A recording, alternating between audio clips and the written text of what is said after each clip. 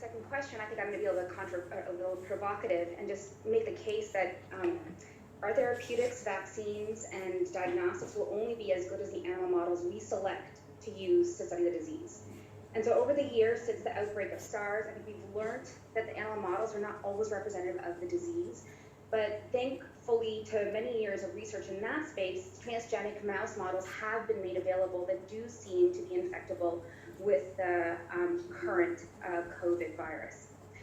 Now, what we have to think about when we're thinking about these particular animal models is really the importance to really think about how the animal model that we select must mimic the human transmission as well as the course of pathogenesis of that disease. And so what we think about with these transgenic mice is that while infection transmission may not be identical to what we see in humans, they are a wonderful source of studies for viral growth, lung pathology, at least in that context. And so there are BL3 facilities within the Boston environment that now will have approval for the use of the virus in the mouse model. And so one of the questions is can we find additional BSL3s that might be able to get approval as well?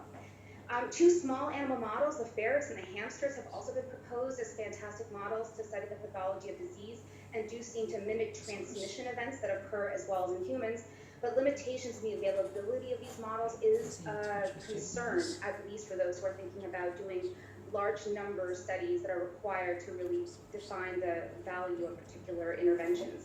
And finally, the non-human primates have proven over the years to be probably the most robust model of the human transmission as well as pathological kinetics that we see.